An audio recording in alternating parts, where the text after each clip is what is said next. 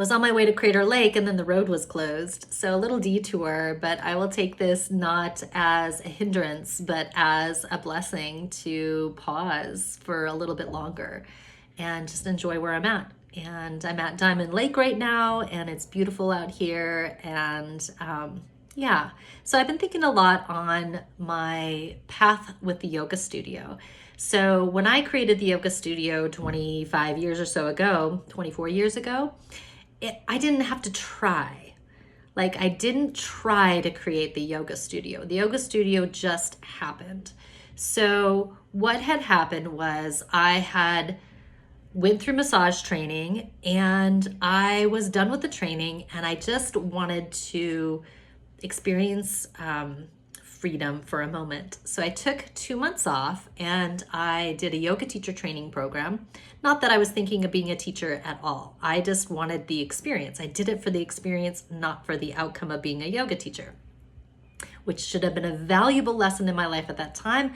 And I didn't quite get it then, but I'm getting it now.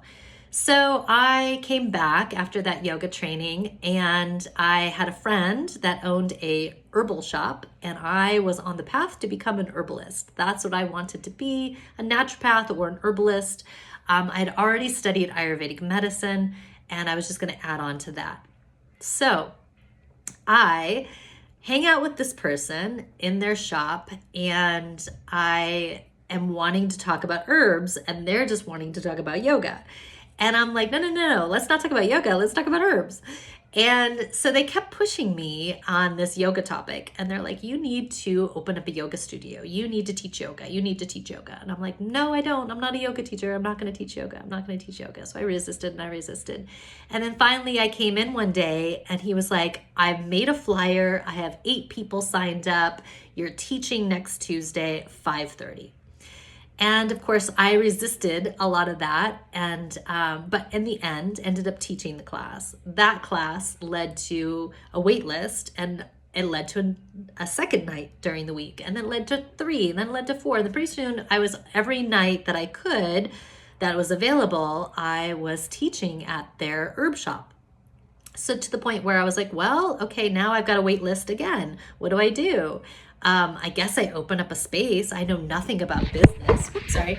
And I have like no money. I have a credit card that has a $10,000 limit.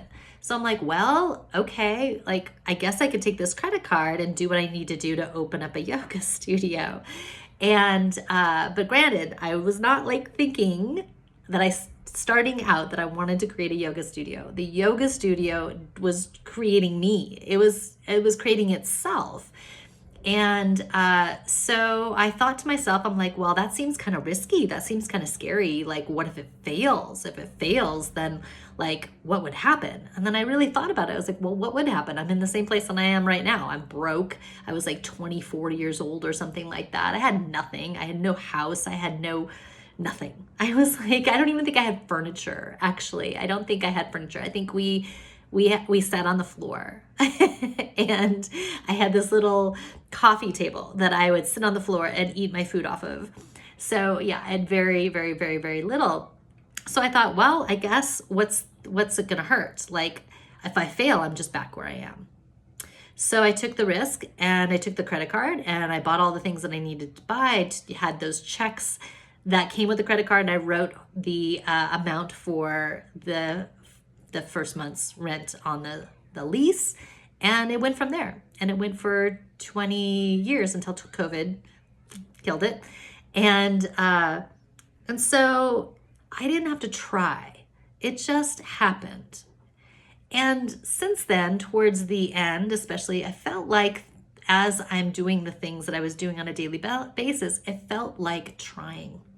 I started to get into this trying, this doing modality instead of just letting it happen, and that it was fun.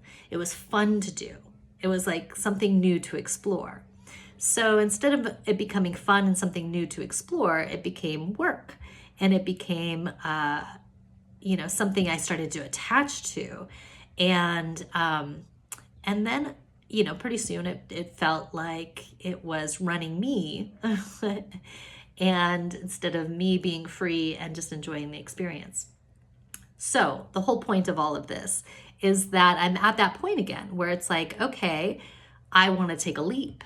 But boy, there's a lot of risks if I take this leap. I could lose my house, I could lose everything, everything that I'm attached to.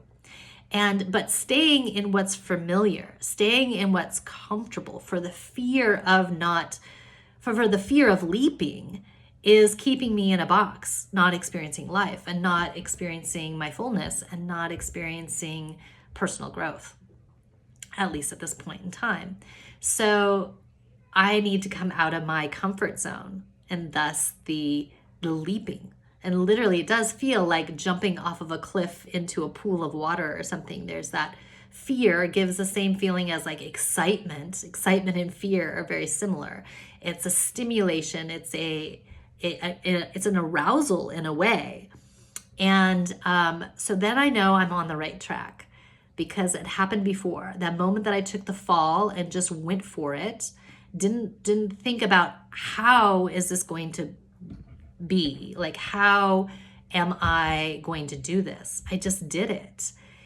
How am I going to get the money for these things? What if rent is due and I don't have any money? I didn't think about that. I just did the next thing that I needed to do. And it was presented to me. In the same way now, leaping from my life as I've known it for 25 years into the unknown. Like, I don't know what I'm doing next. I don't know where I'm going to go next. I am just taking moment to moment and letting it present itself to me. So I have no income coming in. I mean, you're more than welcome to join my Patreon and my courses that I did a while back, but I'm not making any new content as far as yoga goes, at least not as of now. I'm not doing any massages as of now. I can't say that I'll never do that again, but for right now, it doesn't feel right. So yeah, we'll see where this journey takes me, and we'll see how much more I post about my journey and my adventures.